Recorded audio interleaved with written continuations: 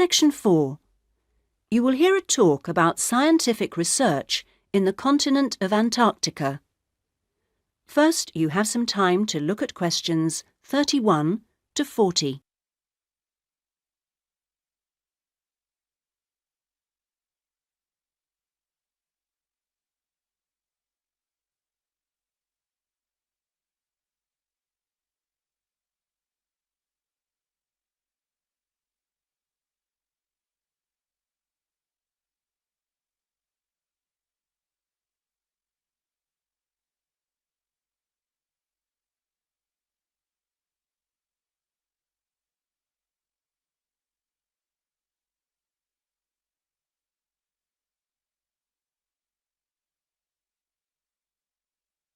Now listen carefully and answer questions 31 to 40. Tonight I'm going to talk to you about that remarkable continent, Antarctica. Remote, hostile, and at present uninhabited on a permanent basis. For early explorers, it was the ultimate survival contest. For researchers like me, it remains a place of great intellectual challenge, while for the modern tourist, it's simply a wilderness of great beauty. First, some facts and figures. Antarctica is a place of extremes, the highest, coldest, and windiest continent, and over 58 times the size of the UK. The ice cap contains almost 70% of the world's fresh water and 90% of its ice. But with very low snowfall, most of the continent technically falls unbelievably into the category of desert.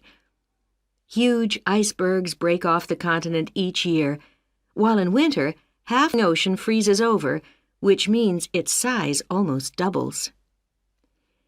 Research and exploration has been going on in Antarctica for more than 200 years and has involved scientists from many different countries who work together on research stations. Here, science and technical support have been integrated in a very cost-effective way.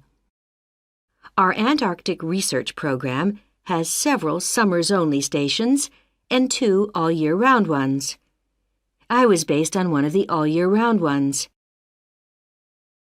The research stations are really self-contained communities of about 20 people.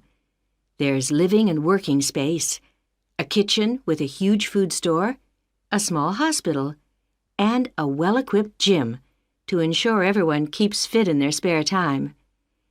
The station generates its own electricity and communicates with the outside world using a satellite link. Our station, 01, had some special features. It wasn't built on land, but on an ice shelf, hundreds of meters thick. Supplies were brought to us on large sledges from a ship 15 kilometers away at the ice edge. Living in the Antarctic hasn't always been so comfortable. Snow buildups caused enormous problems for 4 previous stations on the same site, which were buried and finally crushed by the weight. Fortunately, no one was hurt, but these buildings became a huge challenge to architects, who finally came up with a remarkable solution.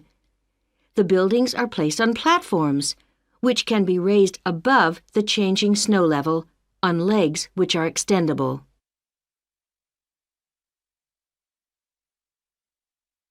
Food is one of the most important aspects of survival in a polar climate.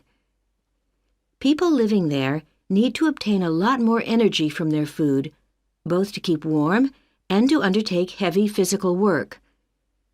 Maybe you know that an adult in the UK will probably need about 1,700 kilocalories a day on average. Someone in Antarctica will need about 3,500, just over double.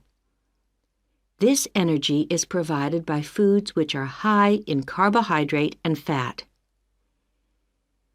Rations for field work present an additional problem. They need to provide maximum energy, but they must also be compact and light for easy transport. Special boxes are prepared, each containing enough food for one person for 20 days. You may be familiar with coffee processed by freeze-drying, which preserves the quality of the food product while making a large saving in weight. Well, this type of presentation is ideal in our situation. It wasn't available to earlier polar explorers whose diet was commonly insufficient for their health. I think that being at the cutting edge of science has a special appeal for everyone working in Antarctica, in whatever capacity. As a marine biologist, my own research was fascinating, but it's perhaps climate change research that is the most crucial field of study. Within this general field, surveying changes in the volume and stability of the ice cap is vital, since these may have profound effects on world sea levels and on ocean currents.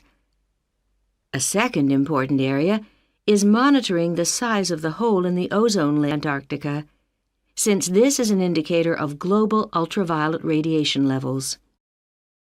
Thirdly, bubbles in the ice sheet itself provide an index of pollution, because frozen inside them are samples of previous atmospheres over the past 500,000 years, and these provide us with evidence for the effects of such human activities as agriculture and industry.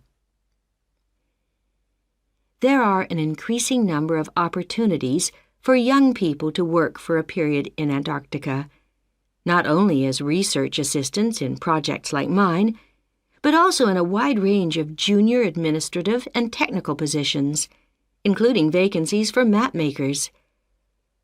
I hope that the insights I've provided will encourage you to take up these opportunities in this fascinating continent.